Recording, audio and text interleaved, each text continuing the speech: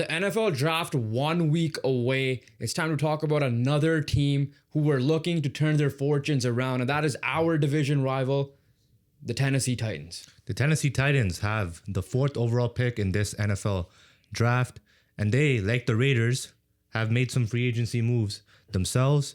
They added a new head coach, Robert Saleh, so they have gone the defensive approach, but they also added a play caller in Brian Daboll, who has helped Josh Allen become who he is in the NFL, but is also kind of trying to prove himself again just because of his head coaching experience with the New York Giants wasn't amazing. So we'll see how that works out with Cam Ward, who himself needs to prove that he's a good quarterback in this league. Yeah. So overall, obviously the premise of this episode, this video is going to be, are the Tennessee Titans able to take a step forward in the AFC South to even flirt with the playoff spot, unlike last year where we thought they could have done that. And ultimately, let's start off with their offseason moves defensively. We'll go there first before we talk about the head coach.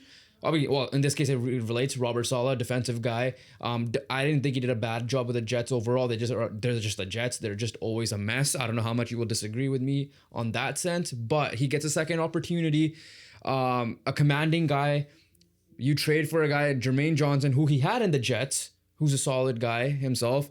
You went out and signed John Franklin Myers, another solid D tackle from the Denver Broncos. And again, if you're trying to sign people for the team, Denver Broncos is a good team to sign someone that is a free agent from. Then they ended up signing Alontae Taylor, a cornerback who was formerly with the New Orleans Saints. And overall, defensively, I feel like they made a lot of moves. They obviously still have Jeffrey Simmons. They still have solid pieces in the safety spot with Armani Hooker. And overall, what do you think? How defensively, I feel like obviously they made improvements. Maybe not to the Raiders levels improvements, but at least to compete in the AFC South, which is sometimes random year in and year out. That's a good starting spot.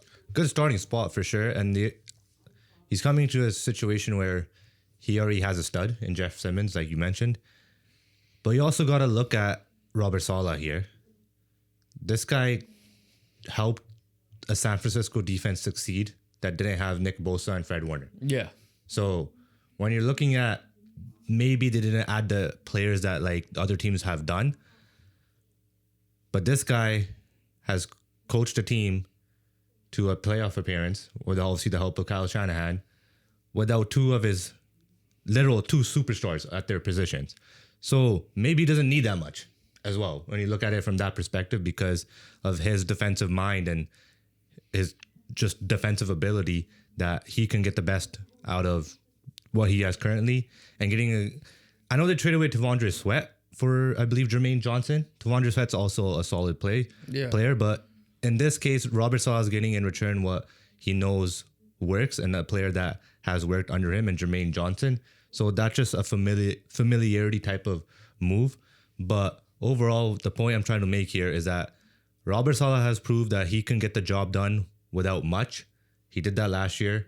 And this year, the Tennessee Titans defense may not be complete or filled with stars, but they have enough for him to work with. So that's the defensive side of things. Special teams, very quickly, they brought back Joey Sly, solid kicker. They brought back Tommy Townsend. Or they brought back Tommy Townsend, right?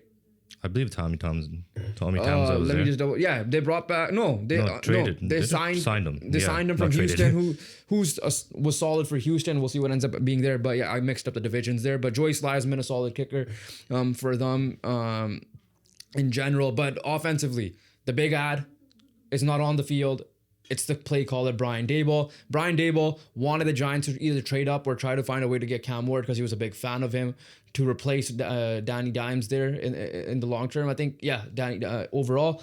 But ultimately, Cam Ward, I'm not giving up on the guy. I know you're not really giving up on the guy after the year. We've talked many times about how quarterback development is not linear. Quarterback development sometimes takes time. We saw what happened with Sam Darnold recently. You need to surround him with the proper pieces. And again, check out our Raiders video. You guys we addressed a little bit there how they're trying to address to help Fernando Mendoza by getting a guy like Tyler Linderbaum and maybe drafting some guys or whatever guys they have to build off of. They tried building the O-line through the draft with J.C. Latham and Peter Skoronski to be the guys. That's your left guard and right tackle. Obviously, hasn't turned out how they expected to go overall. This offseason, they addressed their center and right guard position by getting the Giants center Austin Schlottman. And obviously, so some ties with Brian Daboll there. And Cordell Wilson is your right guard from Cincy. I don't know how much you're going to trust that overall. Trust me, I'm not going to sit here and pretend I'm an expert on these guys, but at least they're addressing something. Right now, based on the Our Lads website, their depth chart for 2026, they're labeled as starters. So overall, can they find a way to protect Cam Ward? Because when you watched Cam Ward last year, yes, did he miss some plays? Sure. But he had the plays he did make, a lot of them were because he was scrambling because he did not get the protection he needed. So overall, that's number one step they need to figure out, whether that be through the draft, and we'll talk about the draft after this. But overall, before we get to the skill positions, O-line is the biggest thing that they need to improve to help Cam Ward be successful in the NFL, like any other quarterback that to ever exist in any league you play. They tried. I'll say that much. Like you mentioned before, they definitely did try.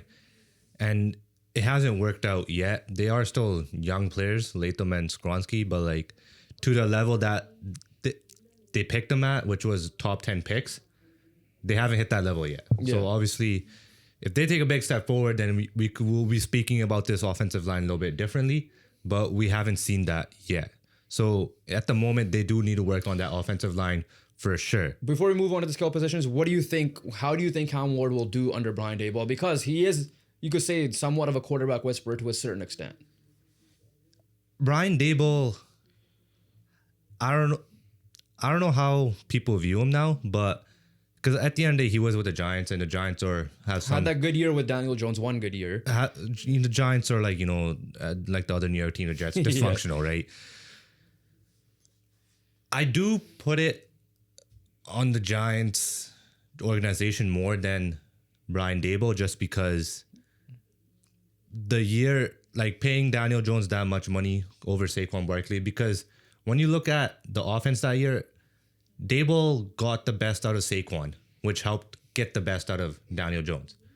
Once Saquon was not healthy the next year, and then obviously ultimately left, it just didn't work out with Daniel Jones. It felt like Brian Daboll has had a plan and everything, but just not the players to execute it. But as a head coach, may not be. It felt like the job was just too much for him to handle. But now he's coming back as an OC, and this guy we know was a goddamn successful OC in Buffalo. That's what I'm saying. So he has less responsibility in terms of the head in terms of like offensive play calling and offensive scheme. I feel like I back him fully for that. But yeah, like you said, he's not a head coach anymore, so he doesn't have to worry about that leadership role and all the extra. I mean, he still has to be a leader, but not like all the paperwork and all the stuff he has to do as a head coach and the media duties and all that. Yeah, all the extra stuff he has to do. I mean, leadership is still important. It's important, but like not to the fact that you have to be doing all the pre-game speeches or picking up. Like, you're not the main guy, right? So in this case, he just got to focus on developing a relationship with Cam Ward and just focusing on the offensive scheme. The Titans offense does need a little bit of help. Obviously, they did add Wan'Dale Robinson, right?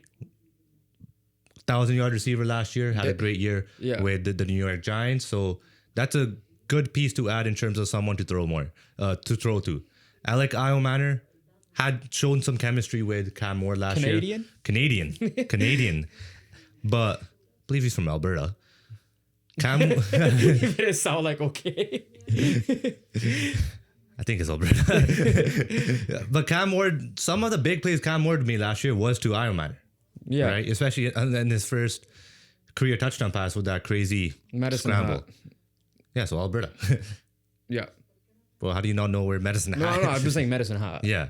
But overall, again, this is a roster where you don't feel as good as about the Raiders. I definitely don't feel as good as about the Raiders in terms of the pieces they had in play and in terms of the additions they made in free agency. But it's definitely a roster that I don't think is going to be 4-13.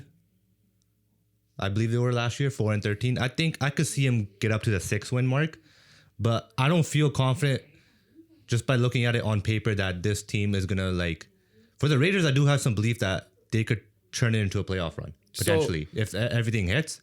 This one, not so much, even if Cam Ward does pop off. All right, so we'll address the playoffs thing after we talk about the draft a little bit. But yeah, they also added Daniel Bellinger as their tight end too, based on this depth chart. Gunnar Helm wasn't bad for them last year as a rookie. from And then the running from back, Oregon. Gunnar Helm. No, I don't know. Okay, I think it's Texas, was it not? yeah, one of them. Yeah, Oregon's guys this year. Oregon was Terrence Ferguson, I believe. Yeah. Okay. So either way, you're obviously hoping to have a bounce back in Calvin Ridley because he's like obviously pre mental health issues. This guy was a stud. He was supposed to be the next guy to take the mantle from Julio Jones, which is why you loved him as well because he reminded you of him a lot overall. But offensively, you have some lot- spots. I think there's a But lot the of problem work. is I like think yeah, there's like a you said lot. on paper, you're gonna There's take a the lot of work to do. Like Raiders the roster. running game needs work. Yeah, so wait, before we well. go to the running game, obviously it's Tony Pollard and Tajay Spears at the moment, but with Wan'Dale Robinson, I do want to say he had a great career year last year. Obviously, he's going to probably pencil himself in as the number one going in this year unless Calvin really takes that mantle from him. Thing with Wan'Dale Robinson, though, is on a really good team. You could see him as, like, obviously he's not at the Devontae Adams, George Pickens, T. Higgins level. Right? He's like the Michael Wilson, you could say. He could be a number two if you have a really good number one or even a solid enough number one. That's a ceiling, in my opinion, as well. But if he is a number one and he goes crazy this year, then we could see that. But obviously, when you see how good he can be, he has the capabilities of making of a wide receiver too on a really good NFL team for a playoff push overall. But let's get right into the draft. Overall, they have a pick in each round. It's the classic 7+. They have an extra one in the round 5. They have an extra one in round 6. They have overall 9 picks they have to make. One thing I did listen, and this is when I was listening to the hockey side of things. Obviously, we pay attention to the Canucks, as you can tell with my shirt.